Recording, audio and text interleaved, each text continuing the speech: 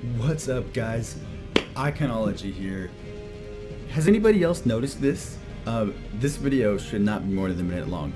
Except, if anyone else has seen this, maybe I'm crazy, maybe I'm not crazy. All I'm saying is that this right here, I have never seen before.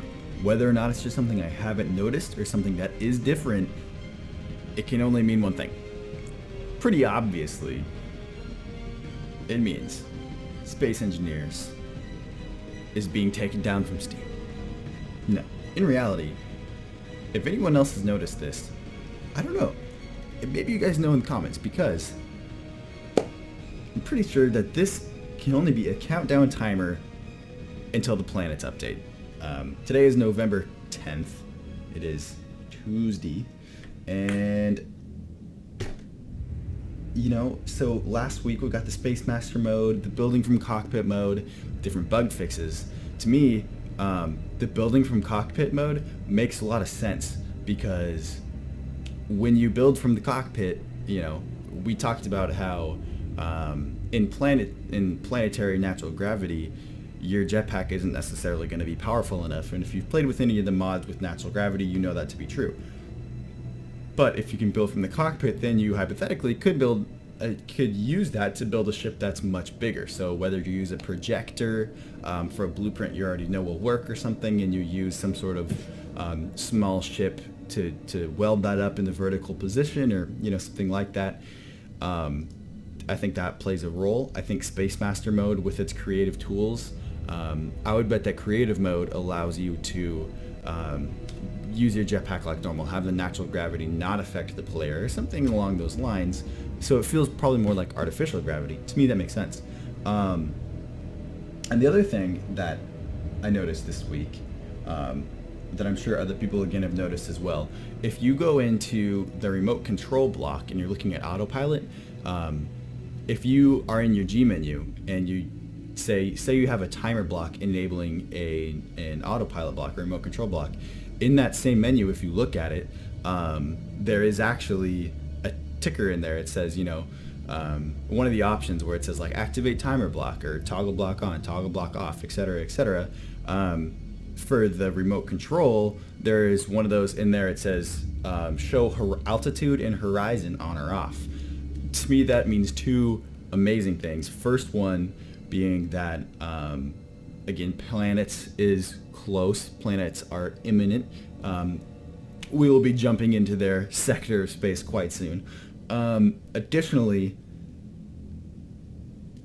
I think that means that if you have an autopilot that's able to see altitude and horizon, first of all, super useful if you have some sort of orbital cargo station or orbital refueling station, so you can meet up to it and do that sort of thing. Secondly, I don't know about you guys, but I've done some messing around with natural gravity. It's easy enough to get something to orbit one of those asteroids with the natural gravity mod. It's pretty damn hard to keep it there, and keep it there efficiently, and keep it there in a predictable, not overly, I think the word's eccentric. It's not eccentric, but the type of the type of orbit that makes it more like an oval. It's a pretty round oval. Your periapsis and apoapsis are at a similar height. It's a predictable orbit that if you were to try to launch from a planet, you could potentially meet up with. I mean, we're not necessarily talking KSP level, but pretty close. What I think is really cool about the possibility of the remote control block being able to see that is if it can see altitude and horizon, there's no reason that you can set it to say, hey, look at this altitude, stay at this altitude, stay at whatever 4,000 meters above the planet's surface or something, so it's nice and close. Or you can make it more realistic, make it more like 35,000 meters. I think natural gravity extends about 40,000 meters. It does get weaker though, so I don't know if you'd stay in an orbit that well out there. But and then give it a speed, like, hey, to be at this altitude, you need to maintain this sort of speed. And it's pretty simple for the software for the remote control block. I mean, I hope it's built in. If not, I really hope they allow they allow it to be modded, and if not, somebody should just make a mod for it, because if your altitude is too low, you know you need to go faster. If your altitude is too high, you know you need to go slower, and that's all relative to your current trajectory. So if your trajectory stays on point, if your remote control block is staying at the same attitude relative to horizon as it navigates and as it orbits around this planet, if it starts to drop out of orbit, it knows that it needs to go a little bit faster. I think it would be hard to bring that orbital mechanic to the kind of the next level of physics, where if you accelerate on one side of your orbit, it actually affects the other side. I really don't expect that out of space engineers, and honestly, I think I don't care. It would be a ton of fun, but you know, either way, as long as you can orbit, I think that's absolutely epic. Hadn't even thought about that realm of possibility when in the context of planets, so super excited about that.